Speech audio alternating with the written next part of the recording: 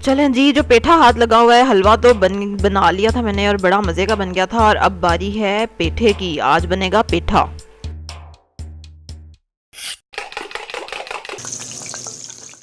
अस्सलाम वालेकुम, welcome to love to cook. You can do it, the best place for easy cooking. 2 kilo petha है ये। 5 kilo का जैसे मैंने मंगाया था, आधा मैंने बना लिया हलवा और आधा ये है। पेठे को छीलना कैसे है और काटना कैसे है, ऊपर कार्ड में आप वीडियो आराम से देख सकते हैं। और अब इसको मैं काट लूँगी छोटे छोटे क्यूब्स में, ठीक है। जो लोग पहली बार मेरी वीडियो देख रहे हैं, तो मेरा चैनल है सिंपल इजी कुकिंग के बारे में और मैं नई नई रेसिपीज़ ट्राई करती हूँ और आपके साथ शेयर करती हूँ। तो मेरे साथ इस ट्राई करने के जर्नी में मेरा साथ देना है अगर आपने, तो उसके लिए आपको सब्सक्राइब करना पड़ेगा। रेड बटन पे क्लिक करें, बेल आइकन पे ज़रूर क्लिक करना है आपने। और अब हम कंटिन्यू करते हैं अपनी रेसिपी। अच्छा, ये देखें, सॉफ्ट पार्ट आपने पेठे का हटा देना है जितना भी हो, और उसके बाद हमने इसके नॉर्मल साइज़ के क्यूब कर लेने हैं। ये देखें जैसे मैं कर रही हूँ। उसके बाद इसको कांटे से थोड़ा सा हम प्रिक कर देंगे, गोद देंगे। उसके बाद हमने इसको 2 लीटर पानी लिया और उसमें चूना डाला, ठीक है। मार्केट से मिल जाता है आपको चूना, जो पान में नहीं लगाते वो वाला। 2 टीस्पून वो डाला और उस पानी में मैंने इस पेठे को 8 घंटे के लिए भिगो के रख दिया। उसके बाद मैंने इसको अच्छे से वॉश किया और फिर मैंने इसको उबलने के लिए रख दिया। और पानी आपने इतना डालना है जिसमें पेठा अच्छे से डूब जाए। और इसमें तकरीबन मैंने इसको 15 मिनट के लिए उबाला पानी में, ठीक है। फिर निकाल लिया मैंने इसको पानी से ना, छलनी में डाल दिया। अब हमने बनाना है शीरा। 2 किलो पेठा है तो मैंने तकरीबन 1 किलो चीनी ली है और इसमें 1 गिलास पानी डाला और इसका शीरा बना लिया।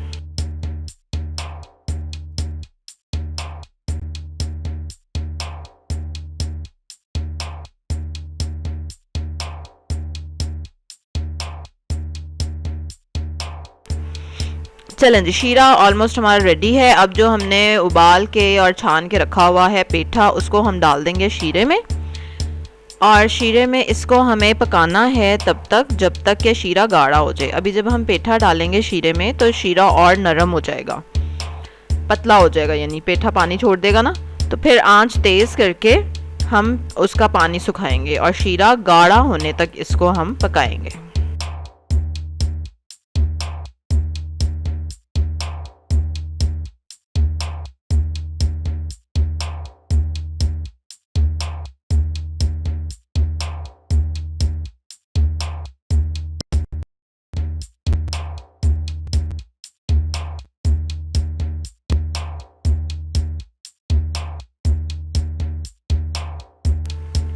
अब ये देखें, काफ़ी शीरा गाढ़ा हो गया। चूल्हा मैंने बंद कर दिया है। अब मैंने पेठे को एज इट इज़ ही रख देना है पूरी रात के लिए। और उस दौरान क्या होगा कि पेठा और पानी छोड़ देगा, जिसको फिर हम सुबह उठ के दोबारा से सुखाएंगे।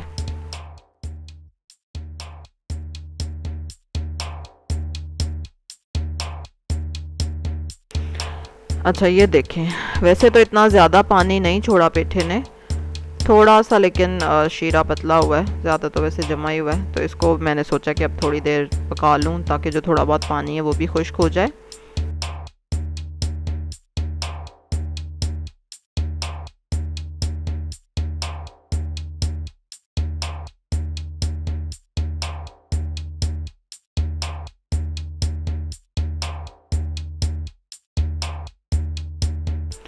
अब हम पेठे को शीरे में से निकाल लेंगे और इस तरह की जाली के ऊपर रखते जाएंगे इसको सुखाने के लिए। और इसको 3-4 दिन सुखाएं, या जब तक ये अच्छे से सूख ना जाए तब तक। मैंने इसको 3 दिन सुखाया था। और वैसे आजकल सर्दियां भी हैं तो इसलिए भी इतना ज़्यादा वो ड्राई नहीं हुआ।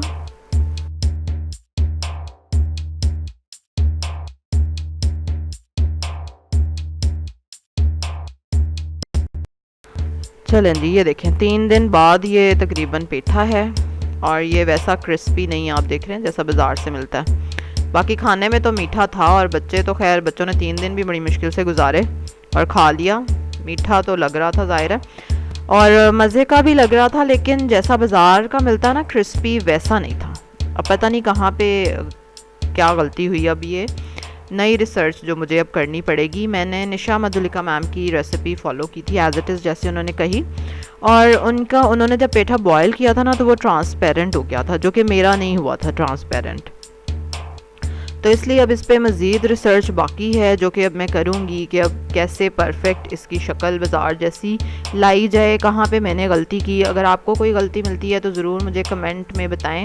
कोई गलती क्या, बहुत सारी गलतियाँ होंगी ऑब्वियसली, तो ज़रूर मुझे कमेंट में बताएं कि क्या चीज़ मैं किस तरह करती, और अपने तौर पे भी मैं करने वाली हूँ रिसर्च। और अगर आप मुझे मेरी रिसर्च में ज्वाइन करना चाहते हैं तो सब्सक्राइब करें मेरे चैनल को, बेल आइकन पे ज़रूर क्लिक करना है आपने, लाइक करें इस वीडियो को, शेयर करें।